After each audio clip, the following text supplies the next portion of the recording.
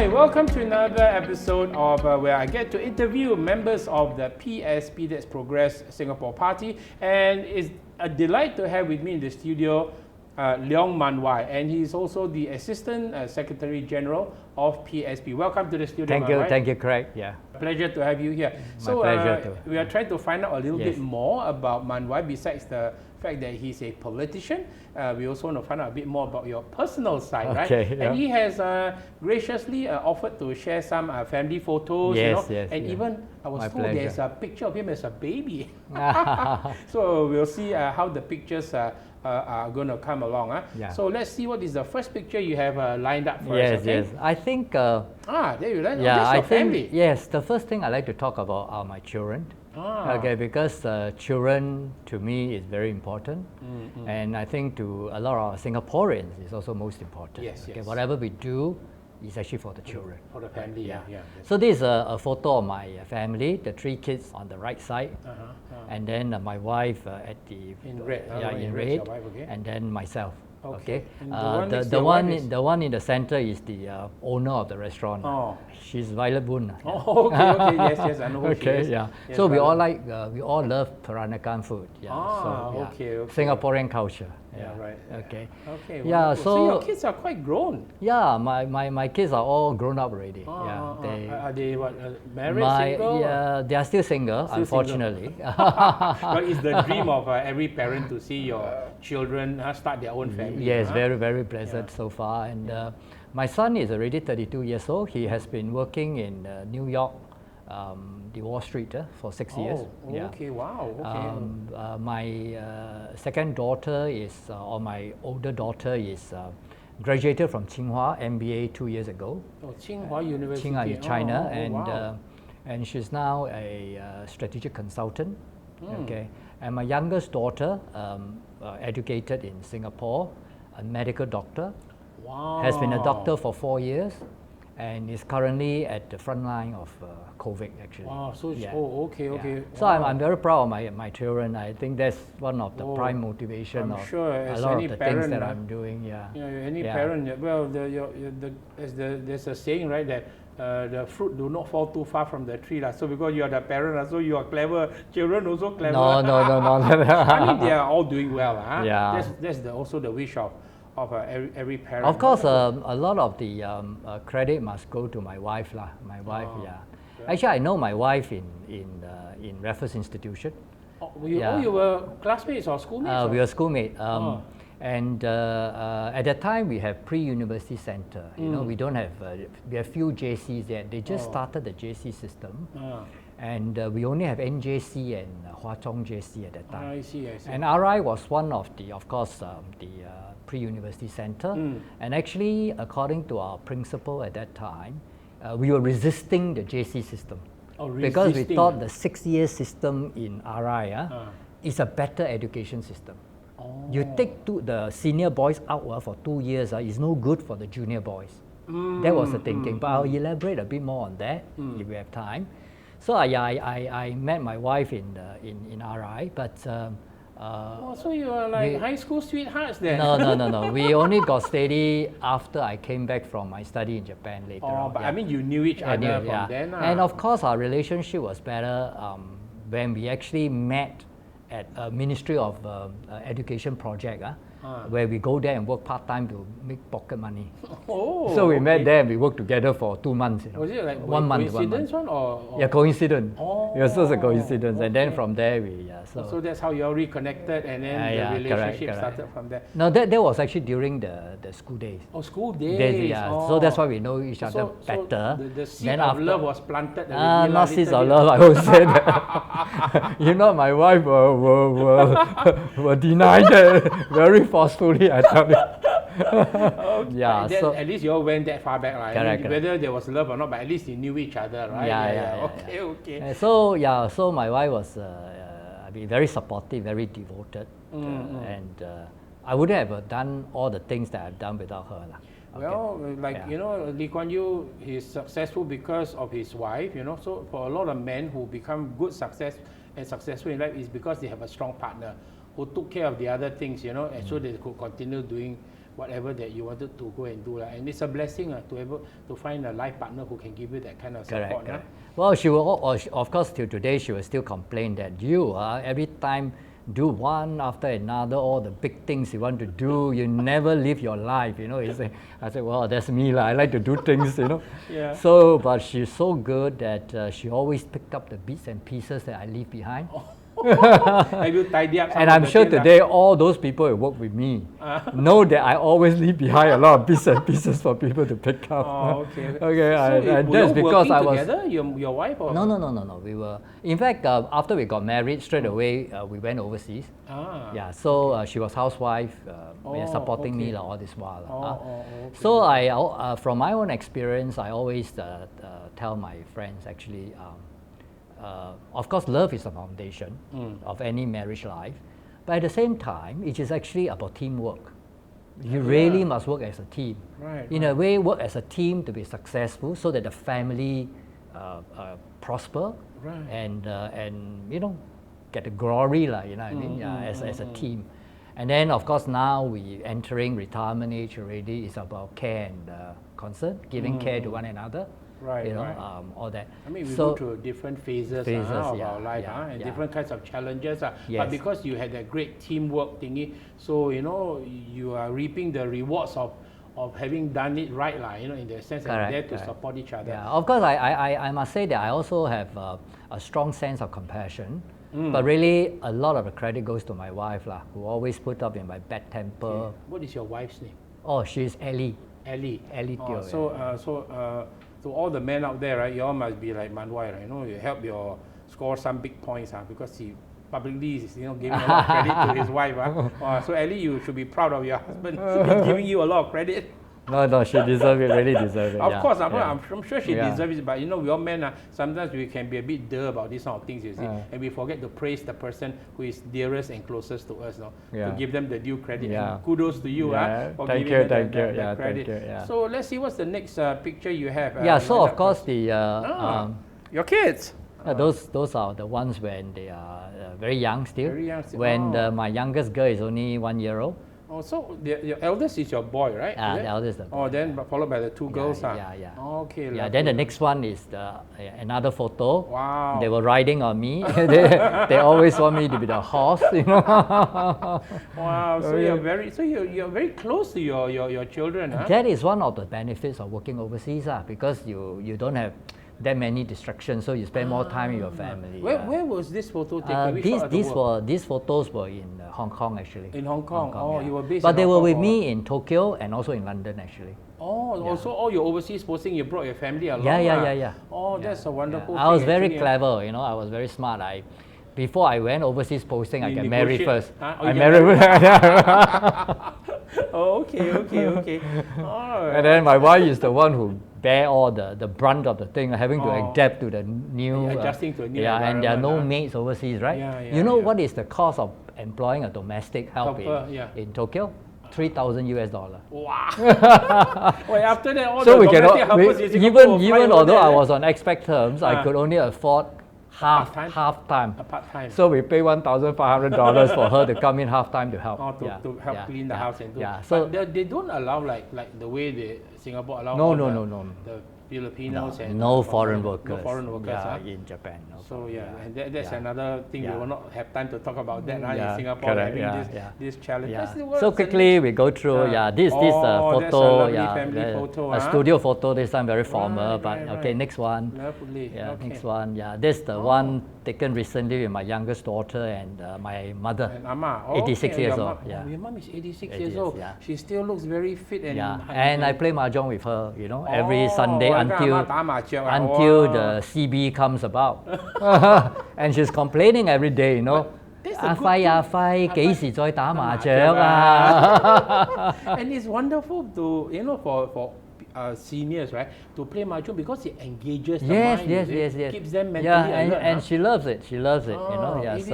Is she staying with you or she's staying? She's staying a block next to me. Oh, just with my sister. Oh, so nearby lah. Yeah, Okay, nearby. okay, that's good. That's good. Okay. Yeah, so that's my family, and my wife and all that. Let's look at your So I was brought up in Chinatown. That was exactly the shop house where I stayed in Chinatown. Were you born After there? I was born, I was born at the hospital. Oh, my parents were educated enough to to go to the hospital. Oh, KK So or? KK, yeah, KK. So KK, came back from KK. That's the first house I live in. At the second floor of that shop house. Oh, okay. Okay, and so a lot of memories then. lots of memories, yeah. And on one floor there are usually about 10 families, no? Yeah. Wow. And we only occupy a small room. Wow. Yeah, How many siblings did you have? at that after point in me, very soon, every year one, another 5 siblings came about. So become a big family of 8. With my father being the sole breadwinner. Yeah. So you know, life is quite tough lah. Yeah. So, but living on the same level, you know, the neighbors are very kind generally, especially the Samsui women.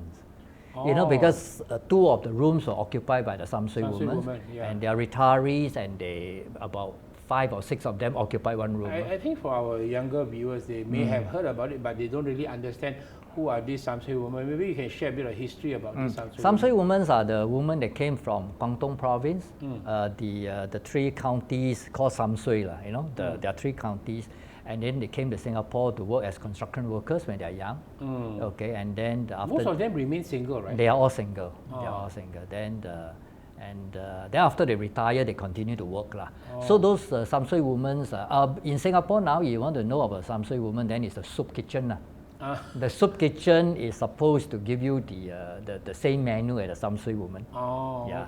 okay. The ginger chicken especially is very authentic. Oh, very authentic. okay. Yeah. Okay, there it is. Wow, there's a busy that's scene. what Chinatown looks like at that time. You know, okay. There are 4 rows of store holders, you know, on the Wow. street. Yeah. But hygiene at that time was also Yeah, not that good. yeah. Don't talk about hygiene. You know, just now you were mentioning about the Samsui woman. Yeah, Samsui I remember woman, they're yeah, the one yeah. who will usually wear black, and then Correct. they have a red Red piece of hat, hat or something like that top, on their head, right? That is their self-made helmet at that time to protect their head, you know, headwear, you know. Right. Yeah. So you were saying the rooms also were rented up to the Samsui woman, right? just Correct, now? correct. So one floor on the shop house, I have 10 families, you know. Wow. Each one maybe about 100 square feet or 200 square feet. And so many people staying there. Yeah. Chinatown at that time is probably the most congested place in the packed, world. man, really yes, packed, right? Yeah, we usually after we grown bigger, we sleep outside of the room, you know, because the room is not enough so space. Not space. So let's see what's the next picture you have. So those are the Samsui women. That's a picture of a typical Samsui woman. So, but that's where you also, the neighbors also, because we are so near to one another in terms of physical space, I mean, you do feel that sort of compassion with one another, for one another and all that. So especially this Samsui woman, let me tell you a story. You know, of course I have my family of 8 lah. My father is the only sole breadwinner. So sometimes we don't have money. My family went through the same thing as well. And I'm the oldest child in the family, and I will tell you that I can share with you that my mother sometimes will come to me, Afai, today no money again. So just go and buy a few eggs. Just go and buy a few eggs. I don't know we need to borrow money because my mother never let me know that. So then of course I spend a lot of time sometimes talking to this Samsui woman also, you know, in Cantonese and all that. So the Samsui woman I know, you know, although they are retired, but every morning they go down to the market and then they actually peel prawns, you know. And then the prawns, the peeled ones, are later on delivered to the restaurants. Okay, so they peel prawns. I estimated they work for about 5 hours, and then they told me they'll pay 50 cents. So that means now I know how to calculate. There's only 10 cents per hour. You know, those people were working like that. In those days, In those days, yeah. So, but you know what? The Samsui woman sometimes will bring me to go and buy durians. You know. Because I love durians, you know, and till today, and spoiled by the till today, my durian stores must be the best. You know, my durian, I won't compromise on durian. I really love durian. So the Samsung even go and buy durian, but of course they can't afford the very expensive one, which at that time was selling at $1, $2. They always look for those 20 cents, 30 cents, but it's still a big sum of money for some. But they will bring me around to go eat durians. Okay, it was really surprised me that I didn't know. Without my knowledge, actually, my family borrowed as much as $800 in total. $800? Yeah, from the Samsung over the years. That's a very princely sum. When we were growing up, Yeah. So we maybe every month we need to borrow maybe $20, $30, and it accumulated. So when I, later part of my life, then I realized that they borrow, my parents actually borrowed $800, and then we couldn't return them until much later. By then, the Samsung woman has already passed away. They passed away when I was 7 years old. Yeah, so only 10 years later, then my parents returned the $800 to the inheritor. So, and the goddaughter was quite kind, also never forced us to return the money. Then later on, we were friends, the goddaughter would say that, up you, which is the name of the Samsung, leave behind $1,000 for me to take care of her son house. That means all the funerals and all that. And just imagine, $800 was lent to us. Wow. Half her fortune, Goodness. But already when I was mixing around with them, I already could feel the compassion and the love. They really take care of me and my brothers and sisters, all that. But really, the sum of money they lend to us. Okay? It's a lot, huh? Yes. So, I mean, that is really, and then of course I look at the way my father struggles to feed the family. I mean, really, there's anxiety. So I really appreciate what is compassion. I really appreciate what we need to help those people in society who are working very hard, but they feel anxiety every year, like my father. Right. That's something that it really sort of make a very deep imprint in my memories. In fact, when I was very young, I'm surprised that I have the feeling, I have that what you call that thought, that I say, when I grown up, I don't want to see all this poverty around me. So I had that thinking, I think probably from when I was maybe 4 years old, 5 years old, around that time, I said, I don't want poverty around me. Why should we have poverty, Because you know why? Because in Chinatown, you also can find rich people coming to Chinatown. Because they come from the surrounding areas. They come to Chinatown to buy the fresh food. They will come in Mercedes, they say, wow. Then the Samsung woman will tell me, Afai, you must study hard, You study hard, then you become like him. He make $1,000 a month. Wow, that time I said, wow, $1,000 a month must be a very big sum of money. So, and then there are rich doctors who come to it, and then sometimes they will talk about the good deeds done by the good doctors, just like Dr. Tan now. They'll talk about the good deeds, what these doctors really take care of the poor people, they don't charge them, and the money, don't take money from them. So those were the, it's really a fantastic. Like inspired you, inspired me. So, but because also a lot of people around me was saying that education very important, you must study hard. So you study hard? I study hard. Okay. That's another picture of a group of Samsung women. Wow. So they are really commendable. I mean, they work very hard. They did a lot of physical labor. Yes. Especially in construction also. Yeah. So that's why Singapore is not built in one day. Singapore is not built in 50 years. Singapore has been built over 200 years. And a lot of our ancestors have put in their sacrifices, their blood, sweat and so tears. Singapore belongs to us. Our ancestors have put in those blood and sweat. And the Samsung woman, of course, is one of the group that worked the hardest and sacrificed the most. Okay. So my father came from China at the age of actually at the age of about 25 years old, I think. Is that considered young? Not very young, but he was sent by my grandfather to come to Singapore when the communists take over China. So my grandfather said, you go out. We do not know what will happen to the country. And my father was the oldest child also. So my father came over. So my father had a formal education. So my father is considered quite well educated.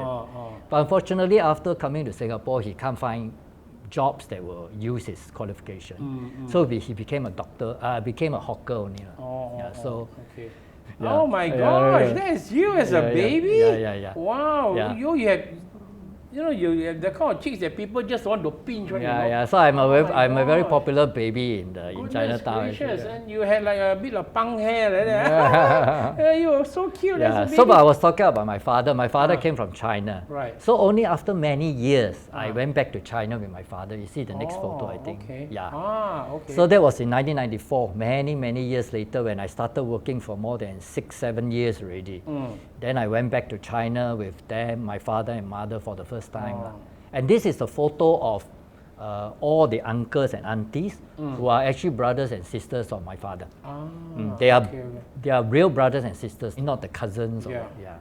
So that was you the went photo. back to ancestral, the ancestral to the home, ancestral house. So the next photo is about a photo taken together with my father and mother. Oh, that's your mom and dad with you, in the ancestral home. Ancestral home. Yeah. Wow, that must have been some time back. You look still very young in the picture. 1994.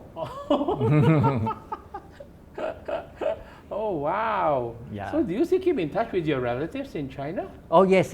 I still go back at least once. Yeah. Now I have a lot of okay. cousins and. So which province was this? Guangdong province. Oh, so you are Cantonese? I'm Cantonese. Oh, and you still speak Cantonese very fluently, right? Yes, because my father speaks Cantonese to us. Okay. And then your mom is also Cantonese. My wife, my mom. 你冇侵水㗎啦嚇，全部都係廣東人啦嚇。Yeah. So and my dad had a formal education in China, so a lot of influence on me lah, and my brothers and sisters also.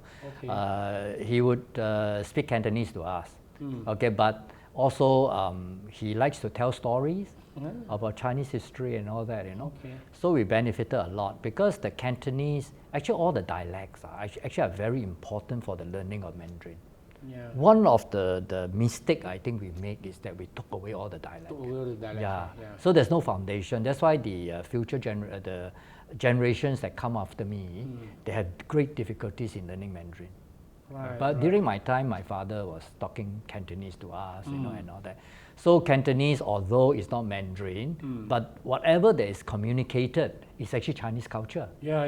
We diluted, right? Not diluted. It's actually in a different form. Correct. Yeah. What I mean is because when we all gave up all the dialect, so we lost our cultural not diluted. Identity. It's cut off. We are not even diluted. Not even diluted. Yes. You're right. That's why if I have a chance, I will revive the dialects in Singapore. Oh wow. Yes, I would like to change Chinatown because the current Chinatown is, to me is just done for the tourists. Yeah, a very sad thing. Look at Chinatown now, you know, it's very.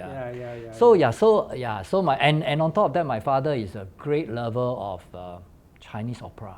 Cantonese opera. So because I was the eldest son, every night when there is a performance, he will put me on his shoulder and bring me to watch. Yeah, so unfortunately, Cantonese opera is not exactly the right music foundation. So my music is not so good. Is Dad still around? Huh? No, my dad passed away. Sorry. 2010. Yeah. Oh, okay. Yeah. Because you showed there was a picture of you with your daughter and with your mom. You say you still 打麻雀 with her, right? But with my mother. So mom is still around now. Okay, good. So so that was Chinatown, and that was my family, and but you know, the surrounding, the people keep telling me about education, right? So I studied very hard, and luckily I did well enough to go into RI. So that's a picture of RI. So I was actually the last batch of RI students who has spent time at Bras Basah location. The campus there. The campus, Okay. So we spent half a year there. Okay, and then after that, most of my time in RI education was in Grange Road, which is the next photo. Okay. Just curious, where did you study for your primary education? I actually studied at Pearl Hill. Pearl Hill? Still around, right, the school? No, that's another thing about education ministry, you know. It was such a good school. You know when Pearl Hill was founded? 1884, you know. Wow, and then such a long history. And then all the principals, many of the principals came from India. And India at that time was very well educated because it was a British colony for many years. So the Indians came over and actually opened the school, you know. And so it has a very very strong tradition. Right, such a long history, man. Yes, and Pearl Hill is the school in the southern part of Singapore, which was supposed to be the feeder school into RI. So Pearl Hill sent the most students to RI. RI, wow. Yes. Then I tell you, my mother was was really a woman, you know. She somehow found out that was a good school, and although it was further away from my house, she walked all the way there and registered for me, you know. Yeah, so I went to Percy, which was a very, very good school as well. Right. Then I did well enough to, and this now. This picture is RI, is it? This is Grange Road, RI, Grange Road location. Okay. So I spent most of my time there, and I met my wife there also lah. Oh yeah, you mentioned just now. My wife never know about Bras Basah because she only joined RI during the pre-university. Right. So only in 1975 then she joined. Yeah, so because anyway, RI is an all-boys school. Until today, it's still all-boys school, right? So, correct. Okay. So she only knows Grange Road lah. Okay. Of course now RI is at Bishan. Bishan, so yeah, 3 generations already. What I learned in RI is two important things. Yeah, one is all this in RI we are very we emphasize a lot on ECA. At that time we call, which is CCA lah. At that time we call extracurricular activity. Yeah. Now they say it's core curricular activity, but actually extra lah. Yeah. So we emphasize a lot. So everyone must join some uniform group, and Okay. And then of course we were educated that way, you know, in RI. So I was a member of the Red Cross Cadet Corps. Okay, we learn first aid, we learn foot drill, and a lot of discipline, a lot of marching and all that. All the way lah? All the way, yeah. So that was one of the photo taken. Okay. So what's next? And I also joined the swimming, the lifeguard corps. Oh, so it's RI was one of the school, other than ACS at that time, we had a swimming pool, you know. Wow, okay.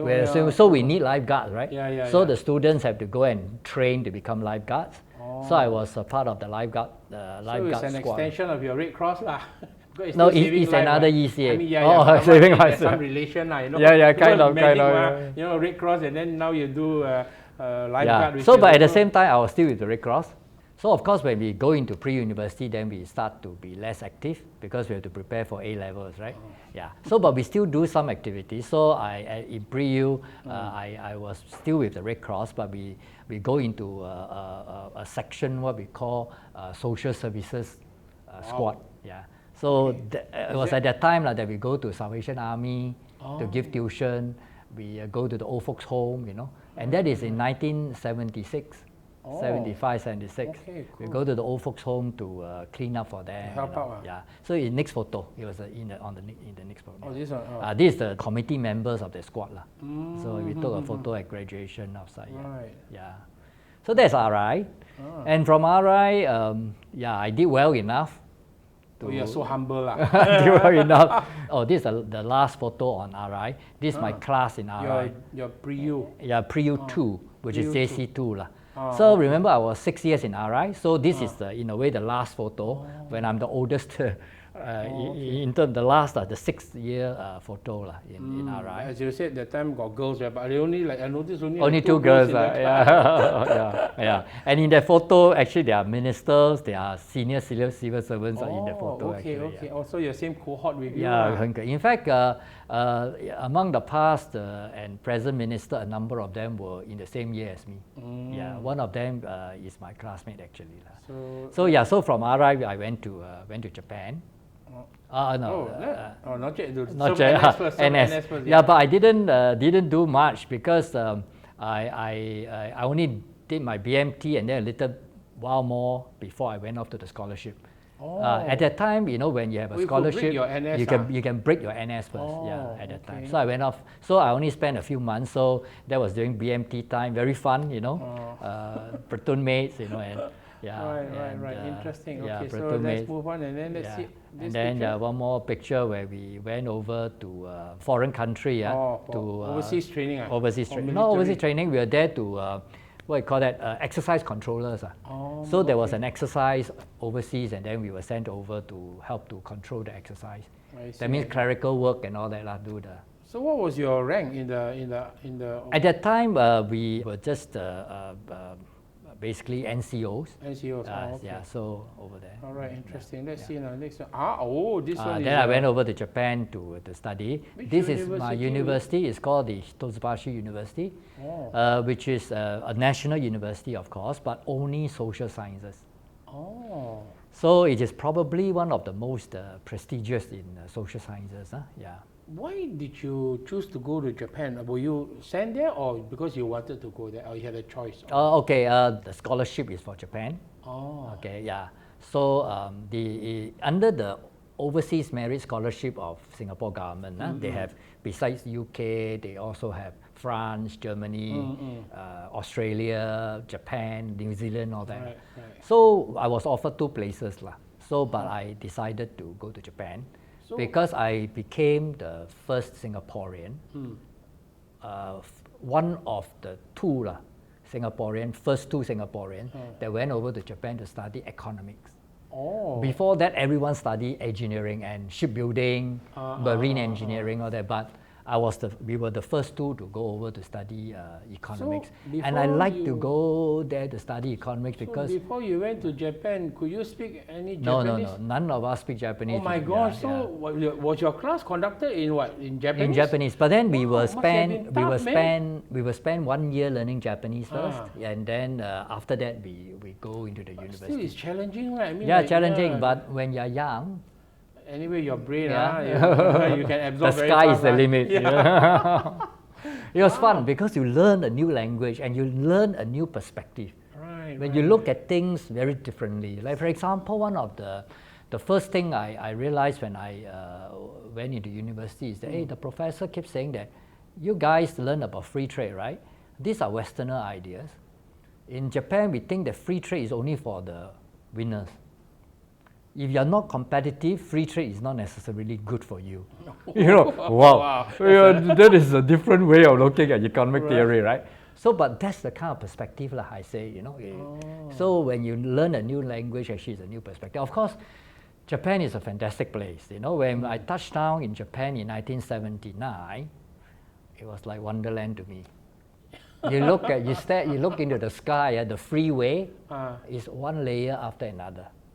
That means you go up to 3 levels, and then you come down again. Very advanced. And later on, when we take the train, all the train system is punctual to the minute. To the second maybe. Second maybe not, but minute I think 30 seconds. They're so punctual. And then they already have bullet train at that time. Shinkansen. Shinkansen they call.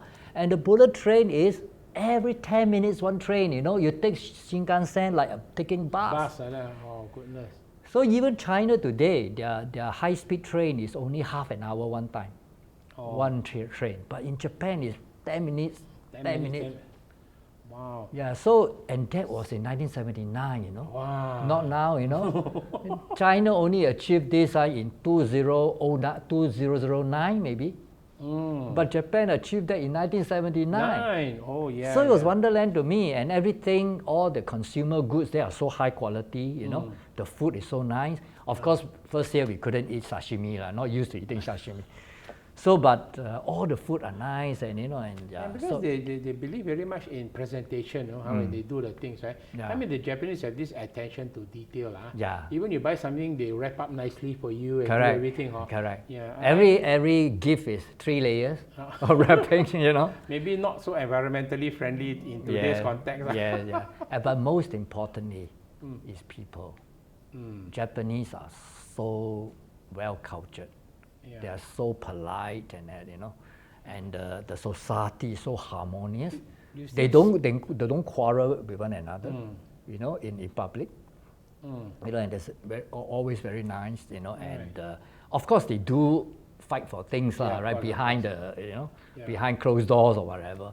But outside, their culture is that they are very nice to one another and all that. I have visited Japan, right? And then I think they have that machine called pachinko. Pachinko, I don't know. Pinball machine. Like a pinball machine. I don't know why they were so crazy about playing that game. Apparently, it's like a legalized form of gambling because they're not allowed to have casinos or something. That's how it was explained. That's the only form of gambling they have.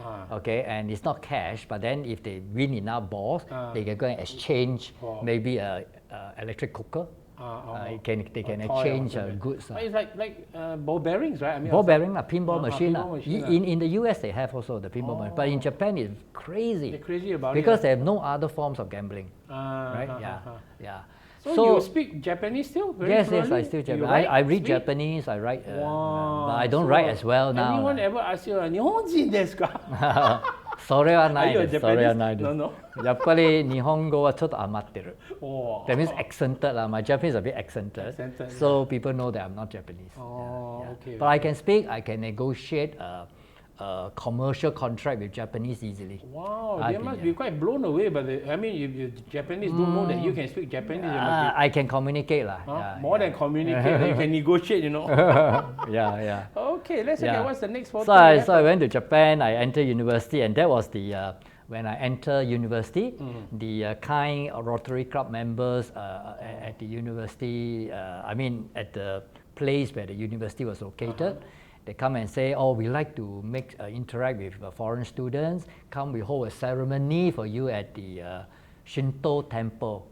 So, wow, this is Japanese culture, right? So all of us, we wear out like samurai. You know? Yeah, that's what I was just about to say. Like you look like samurai warrior. Yeah, and then all of us were, except for two of them and the Shinto priest, all of us are foreigner students. Oh, okay. So it was a ceremony at the Shinto temple. So in Japanese university, I learned two very important things I want to share. Is that one is that the Japanese university, they don't emphasize examinations. Okay, they say that you should learn at your own pace. But you attend lectures, we have examination, but you don't have to be pressurized by the examination. Sometimes the professor even tell you the question first for the exams. So, but it's a brilliant environment because you can study what you want to study. Okay, so as a result, they also emphasize broad-based education. And my professor, different professors, but they speak more or less the same thing. Spoke the same thing. They say, shogun, that means gentleman. You know, you all may think that all this broad education, all these subjects are not relevant. You want to study economics, and I force you to study philosophy. I force you to study physics. This may not be. You may not find it relevant, but you say you study this. In later part of your life, you may find that you want to change. Sometimes you never know what you really want to do at the later part of your life. You just study a little bit so that you have some foundation. Later on, when you want to change, you can change. You won't be like completely new. Yeah, so I never quite appreciate this broad-based education is because I was sent by the Singapore government. I must study my economics very well, right? So I keep studying economics, but I still have to study all the subjects because it was a requirement. Okay, so it was a broad-based education. But I spent a lot of time, there's one area that I like very much is history and philosophy. So because there's no examination pressure, so I spent a lot of time studying history and philosophy, and especially the philosophy about the Enlightenment philosophers, the like of John Locke, Montesquieu, Rousseau, all these, I like to read those books. But I must tell you also that I think I probably only understood maybe 10-20% at the time.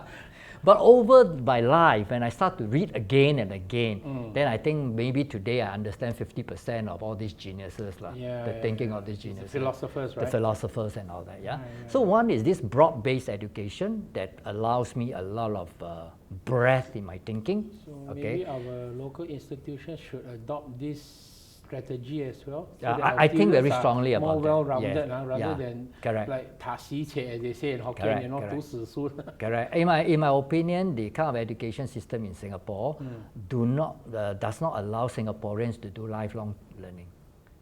Because isn't that something that they're always telling you must? Yes, but because you don't have the foundation when you're young. So later on, you suddenly want to read philosophy, you don't know where to go. You suddenly want to say you want to read physics, but you never studied physics before. Very difficult, okay?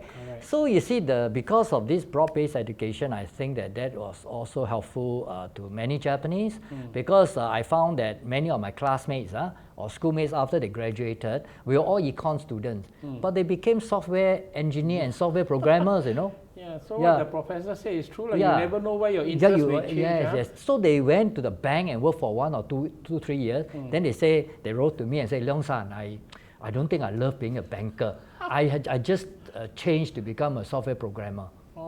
You see, that is the kind of versatility, resilience, you see. So today, when we talk about resilience for Singaporeans, I think it's empty talk, because our education system don't prepare people for that, them, right? Too rigid. Too rigid, and too specialized in one area. So the other thing that I learned in the Japanese education system in university is that many of the professors force us to read from the original text.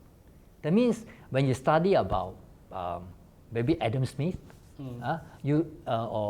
maybe do you know John Maynard Keynes? Yeah. Which is the famous I don't know him well, but economist. I mean, I've heard of the name. Yeah. So we are not supposed to read from the textbook, you know. We were asked to read his original book, the one written by him. Oh. That means the original text, of course not his manuscript, so but the book, his original book. So when you read from the original book, then you know that the arguments sometimes are not so nice. You know, okay. So when they wrote textbooks, they write until very nice already, right? Beautify. But then you know that when he start writing, actually his thoughts are not so, certain thoughts are not so clear, but the overall thoughts are very clear, very good. It's very revolutionary. So that gives you what the eye-opening part is, that you know that when people start to have a very original idea, it need not be actually expressed very nicely, but it was a fantastic idea.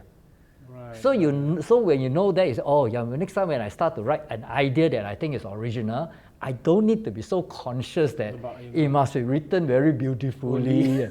You know, it's an idea. Correct. So when we read the original text, it was such an eye-opener, you know. So so we read a few of those texts.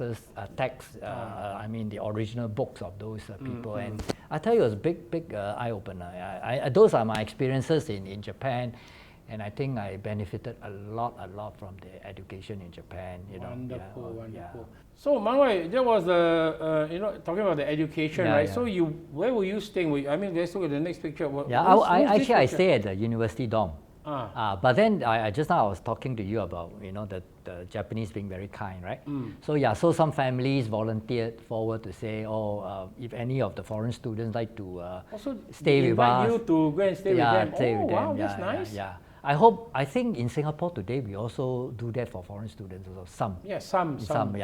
So this is the family I stay with. They are very kind people.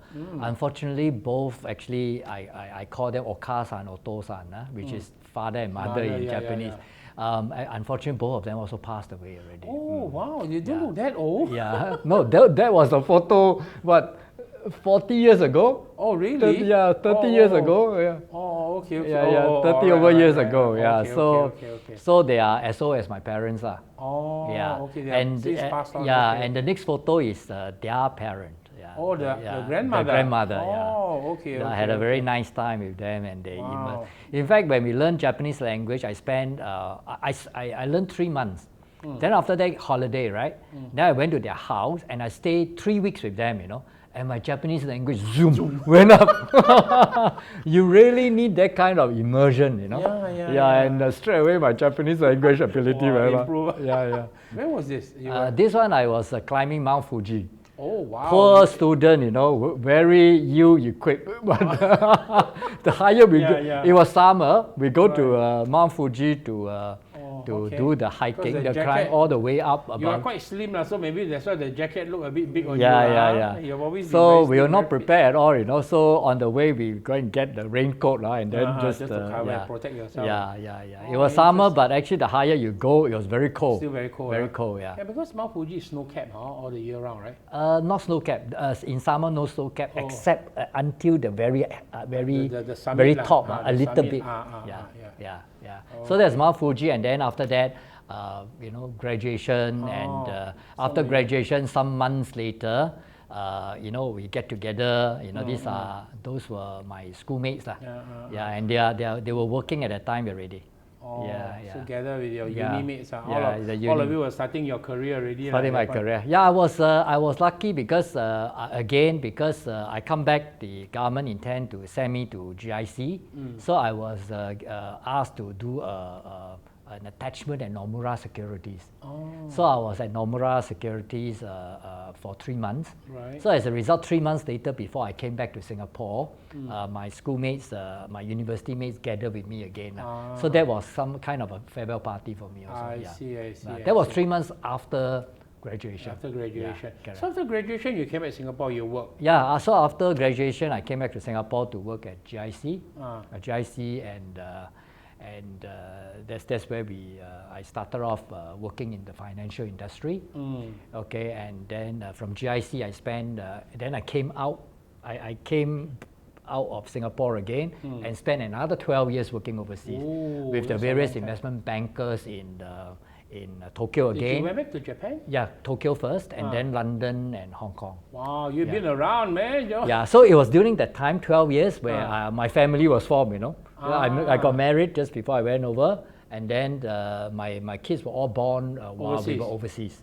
When they were born, physically, my wife came back to Singapore to give birth. So they were manufactured overseas, but then born in Singapore. Conceived overseas. Right. To be because it's very difficult, because you need someone to help her, for the maternity. Correct. Exactly. So conceived overseas, but then born in Singapore. Born in Singapore. Okay. Yeah. Interesting. Yeah. So you still keep very fit, lah. Yeah. I always believe that in order to do more things in life, you must keep yourself healthy and fit. So that's always been my motto. So I still do a lot of exercises nowadays.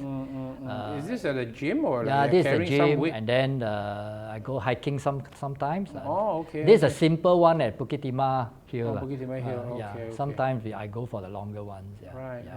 Yeah. Well, so interesting. You work in what was it? You said Japan and London and Hong Kong. Hong Kong, for 12 years. 12 years. Working for the big international banks. Correct. Wow. Yeah. Before coming back to Singapore to lead OCBC Securities. What's your next? So of course, I love golf as well. Okay. Golf is I call it the game of life, because when you hit a 200-meter distance, it's counted as one stroke. You putt a 1 meter putt is also one stroke. So when I think about it, actually it's life, Even you started off as a scholar, so what? You cannot do the thing that contribute to society, really do something useful, so what? Still, so what? You cannot finish off the thing that's really worthwhile. Correct. Okay, so it's really and even you have all the advantages as initially you don't work hard to accomplish the final thing. You have no success. Correct. So it's really a game of life. What is your golf handicap? My handicap is about 20. Okay. Yeah. Still high handicap. The game of golf gave up on me. But of course, golf is also a game where you can meet a lot of great people. So this is we are going off for a charity golf for this one. Then was this in Singapore? In Singapore. And then after that, you can see all the golf games I have with my golf mates. This one in Malaysia, in Johor, Forest City. Any more? The next one in Spring City, Kunming, China, and a lot more. So, but just show two over here. These are the gatherings after the golf and all that. In leisure time, I still read a lot of books, and I still read books in 3 languages. Wow. Japanese, English, and Chinese. Wow, so you are trilingual. And add in dialects is more than trilingual. I still try to keep up. And I said just now, reading things from 3 languages give you a more complete perspective. Like for example, now you want to understand what is the problem with the US-China relationship, for example. You read Chinese, there's one story. You read Japanese, there's another story. And then you read Nikkei, the Japanese one. You read American, there's another story. And you read the Japanese one, the Nikkei, there's another story. So you can put all the things together and then you think, what is the real story? So that's the advantage I think I enjoy, And all these advantages and opportunities that I have, I always found myself very blessed. I've never forgotten that I need to maybe say give back, do a bit more for society and for other people. My 5 siblings are from all walks of life. Through their lives, I also can see and infer that the Singapore society still have a lot of different segments of people who are struggling, barely above water. Wow. So all these things, I thought, we should continue we can do better. We could continue to work harder to make the society better for people like my father, you know, who are very anxious and struggling, you know, Yeah. to make sure that these people. Making ends meet in those days, right? Yeah, in those days, and nowadays there are. There are many families Yeah, also, the problem is that you see there are still such people, you know, like my appa, you know. Yeah. So I think wherever possible, I think we should have a society that renders more help to them. So as the eldest son of the family, when my father passed away, of course, I also have to take on the responsibilities and all that. So every time I look at my extended family, so the last photo is about my extended family. Okay. I mean, it's kind of stabilized now. But really, you look at, as I said just now, all my 5 siblings, they're all different walks of life, different experiences. But finally stabilized at this age, because all of us are 50 years old and above already. Yeah. So by hook or by crook, you have to stabilize it, right? Yeah. So but what is worrying is that what will happen to the children, the nieces and the nephews and my children. So going forward, really, there's still a lot of things we need to do. Yeah. So from the Merdeka generation, I think, you know, of course, I'm very inspired by Dr. Tan or that. But I also wish to help to say that we start something, you know, so that I don't think we can complete it, the change in Singapore. I think my children generation will have to take on the task and complete it later. But someone have to initiate it. Yeah, someone have to start. Yeah, everybody, no one wants to start, then yes, cannot be, happens, we just, I think I'm too old already, someone start. It's not like that. Someone have to start. Yeah. So it's just with that feeling that I came forward. And of course, it's under Dr. Tan's leadership. Without him setting the pace and he'll be like a mentor to a lot all of of the us, PSP yes, all of people, us, right? yeah, So yeah. he'll be the guiding person to tell you where to go Correct. and minimize the mistakes. I mean, mistakes we will still make anyway, that's part of life, right? Correct. So what is your dream and your hope and aspiration for Singapore as a country going forward based on your vision? A society that progressed with compassion, that's the main thing. I think we are still relatively okay in terms of how the country is moving, but it's in the wrong direction now because only one thing, it lacks compassion. Right. So that's what I think the whole group of us in PSP stand for, progress with compassion. Right, Okay, and we hope Singaporeans will realize that this is the right direction and they actually deserve better. Ladies and gentlemen, there we have it. You just heard from Manwai. He wants to build a Singapore society that is more progress with compassion. Yes. Yes. And Singaporeans deserve better. That's wonderful. So once Thank again, you. I'd like to thank you all for tuning in to this program where we had a chance to get to know Leong Manwai. He's the Assistant Secretary General of Singapore Progress Singapore Party, that's PSP for short. And we hope you enjoyed yourselves. And until the next time, we bring on another PSP member again. We'll say thank you and bye-bye. Bye-bye. Thank you.